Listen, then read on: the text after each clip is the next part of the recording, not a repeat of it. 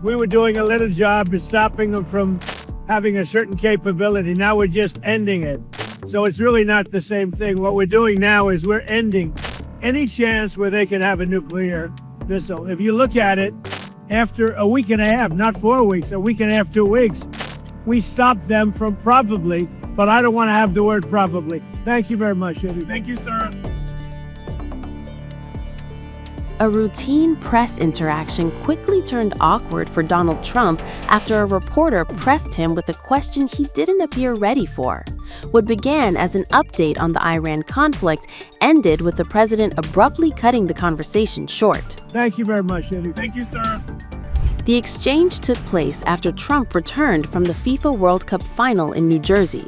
After stepping off Air Force One at Joint Base Andrews in Maryland, the U.S. president stopped to take questions from reporters. One journalist challenged Trump over the timeline of the Iran conflict. The reporter pointed out that Trump had earlier suggested the operation would last 4 or 5 weeks, but noted that nearly 5 months had now passed. Journalists challenged Trump over the timeline of the Iran conflict. The reporter pointed out that Trump had earlier suggested the operation would last 4 or 5 weeks, but noted that nearly 5 months had now passed. Trump immediately pushed back on the question. He argued that the situation had changed, saying what began as a limited operation had become a much bigger mission. We were doing a little job of stopping them from having a certain capability. Now we're just ending it. So it's really not the same thing. What we're doing now is we're ending any chance where they can have a nuclear missile. If you look at it, after a week and a half, not 4 weeks, a week and a half, 2 weeks, we stopped them from probably, but I don't want to have the word probably. Thank you very much, Eddie. Thank you, sir. According to Trump, the original objective had been to stop Iran from having a certain capability. He then claimed the focus had now shifted to ending any chance of Iran obtaining a nuclear missile. As he continued answering, Trump appeared to struggle while explaining the timeline. He began correcting himself, saying it wasn't 4 weeks, but a week and a half, 2 weeks, before stopping mid-thought and attempting to rephrase his comments. During the same response, Trump paused while choosing his words, saying, "Probably, but I don't want to have the word probably," before trailing off. Moments later, the U.S. president appeared to end the exchange altogether. Looking toward the cameras, he simply said, "Thank you very much," before turning away and walking toward the waiting Marine One helicopter. Before the timeline question, reporters had also asked Trump about 3 U.S. service members killed during the latest exchange of strikes. The questions came after the Pentagon confirmed additional casualties over the weekend. Responding to those questions, Trump said he felt very badly about the deaths. He described the fallen troops as great patriots. The U.S. president also claimed that those serving were fighting to ensure Iran could not obtain a nuclear weapon. He further stated that Iran had been very, very badly damaged and had lost everything almost militarily. Trump did not further address questions about how those remarks aligns with the continuing hostilities. Instead, the U.S. president concluded the interaction and departed. What started as a routine media scrum after the World Cup final quickly became one of the day's most talked about moments, as Trump's response and his decision to walk away mid-answer drew attention online. That wasn't the only Trump moment dominating headlines. Earlier in the day, the U.S. president had sparked another viral controversy during the FIFA World Cup final.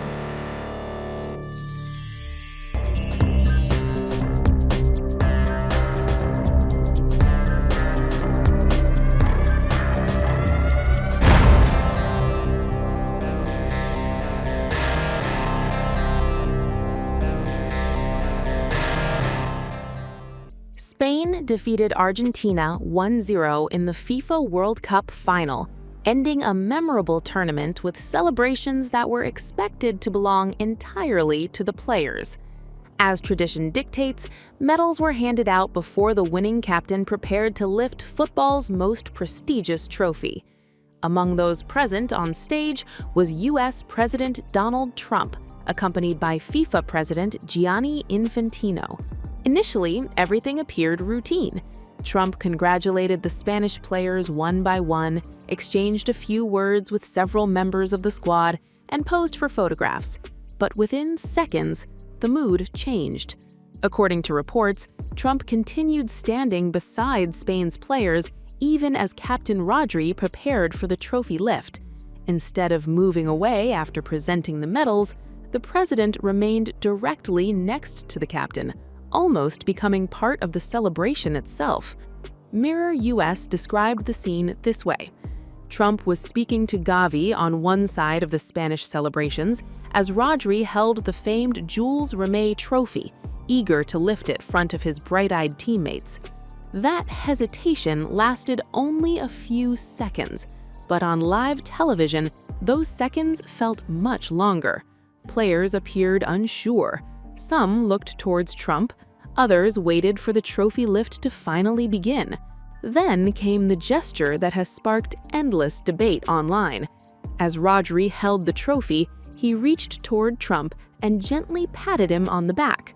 At first glance, it appeared friendly, but according to the report, it carried a very different meaning. Rodri reached out and patted Trump on the back.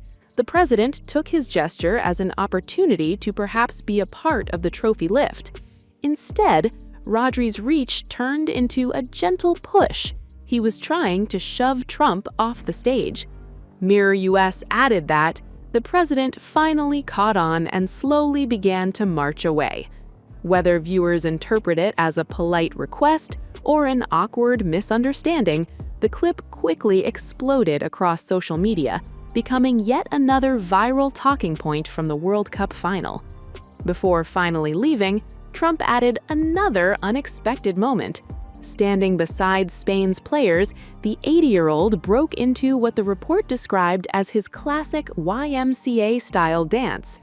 The 80-year-old hit his classic YMCA-style fists-out dance in front of Spanish players Victor Munoz, Pedri, and Fabian Ruiz. The reactions immediately caught viewers' attention. Mirror US reported, Munoz, previously cheering, immediately seemed horrified. So too was Nico Williams, standing behind Munoz. Whether that reaction reflected surprise, discomfort, or simply the chaos of the moment has become a topic of intense debate online. And that wasn't the only awkward interaction unfolding on stage. If Rodri's gesture wasn't enough to grab attention, FIFA president Gianni Infantino's actions added another layer to the story. According to the report, Infantino realized Trump had remained on stage longer than expected and attempted to move the president away before Spain lifted the trophy. The publication reported, this wasn't good enough for Infantino, who clearly wanted Trump out of the shot. As Trump lingered, the FIFA boss sprinted across the stage right before Rodri's lift to shoo the US president away. But things didn't go exactly as planned. Mirror US further stated, Trump, a little clueless, thought Infantino was trying to stand next to him and missed his signal to walk away. Infantino was forced to motion again to get Trump's attention, who gave the Spanish team a few claps before finally exiting. Those few seconds have now become one of the most replayed moments from the final. Only after Trump walked away could Spain finally enjoy the moment they had worked years to achieve. Captain Rodri lifted the World Cup trophy as teammates erupted in celebration. Confetti filled the air, the stadium exploded, but for many viewers, the conversation had already shifted away from football. Instead of discussing Spain's historic victory, social media was flooded with clips analyzing Trump's behavior, Rodri's body language, and Infantino's repeated attempts to clear the stage. One viral post summed up the mood, reading, "Rodri waiting for Trump to leave." The clip quickly spread across X, Instagram, and TikTok, with millions debating exactly what happened. The awkward trophy ceremony wasn't the only moment that drew attention. Earlier in the evening, Trump had already received a mixed reception from fans inside the stadium. According to the report, Trump was showered with boos when he was shown on the New York-New Jersey Stadium Jumbotron before Sunday's kickoff, and was greeted with further jeers as he walked onto the field for the post-game trophy lift. With the crowd's reaction, Mirror US noted that Trump's appearance at the World Cup final was part of a broader pattern. The publication reported, "The U.S. president has frequented sporting events in his second term as U.S. president, including the Daytona 500, Super Bowl, NBA Finals, and more. So while the boos were allowed, Trump's appearance at the World Cup final wasn't exactly unexpected.